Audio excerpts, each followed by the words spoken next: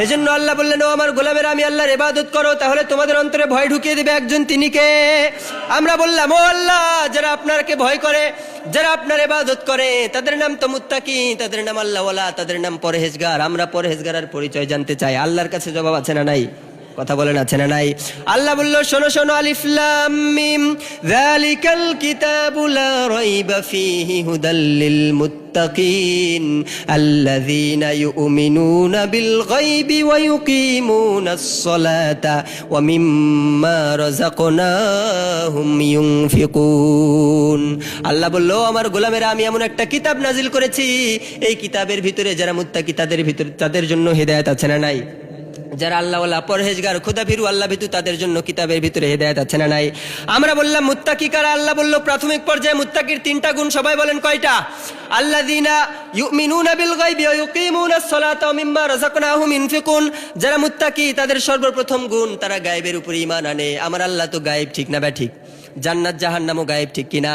কিয়ামত এখন আমরা দেখছি না, কিয়ামতটাও এখন গায়েব, ঠিক না ব্যাঠিক? আবার আমরা এখন বিশ্বনবীকে দেখি নাই, বিশ্বনবীও গায়েব, ঠিক না ব্যাঠিক?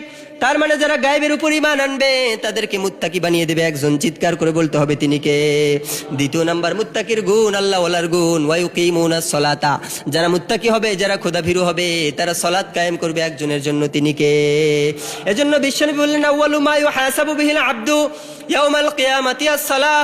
ও আমার উম্মতেরা, কিয়ামতের কঠিন দিনে আল্লাহ সর্বপ্রথম যে বিচারটা করবে, সর্বপ্রথম যে হিসাবটা নেবে, সেই হিসাবটাই হচ্ছে নামাজের হিসাব। যারা নামাজ পড়বে না, তাদেরকে জাহান্নামের ভিতরে পাঠিয়ে দেবে একজন, তিনি কে?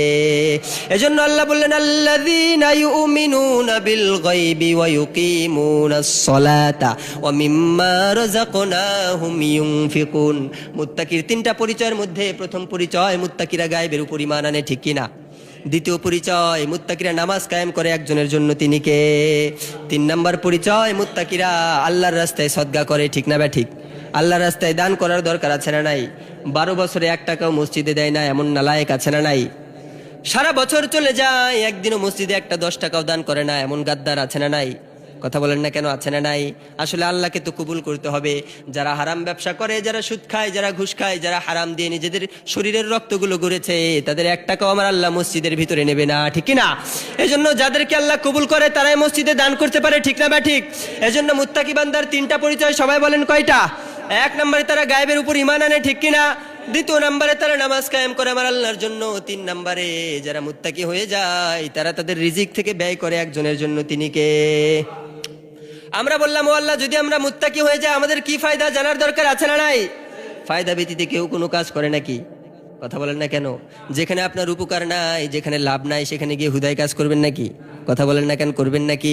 আমরা বললাম, ও আল্লাহ, আমরা যদি মুত্তাকি হয়ে যাই, তাহলে আমাদের কি পুরস্কার? আল্লাহ বললেন, শোনো শোনো, ইয়া আইয়ুহাল্লাযীনা আমানু ইত্তাকুল্লাহা ইয়াজআল লাকুম ফুরকানা ওয়া ইউকাফির আনকুম সাইয়্যাতিকুম ওয়া ইয়াগফির লাকুম ওয়াল্লাহু যুল ফাদলিল আযীম। আল্লাহ বললেন, যারা মুত্তাকিদের খাতায় নাম লেখাবে, তাদেরকে আমি আল্লাহ 2টা পুরস্কার দিব। সবাই বলেন কয়টা?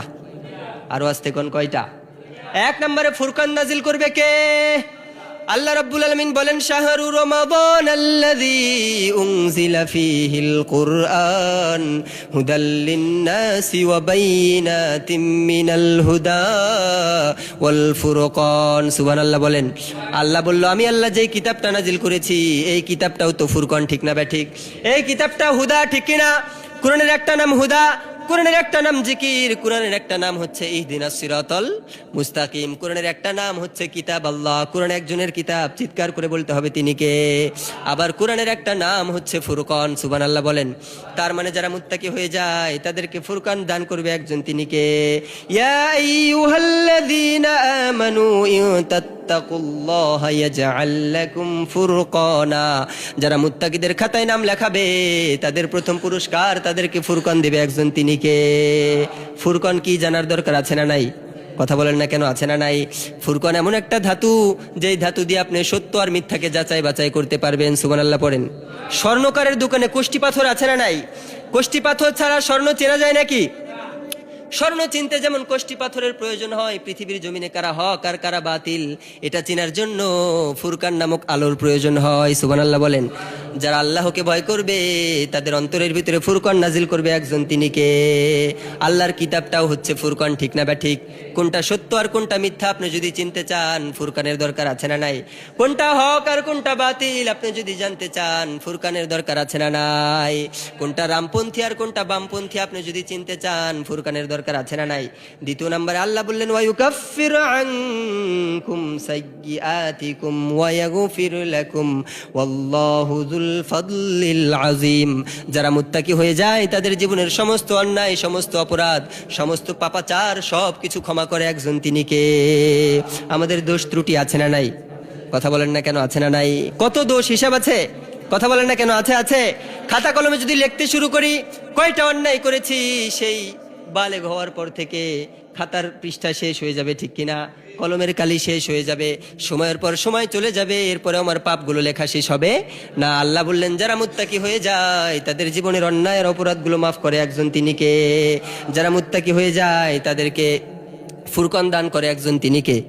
আবার অন্যায় অপরাধ মাফ করে একজন, তিনি কে?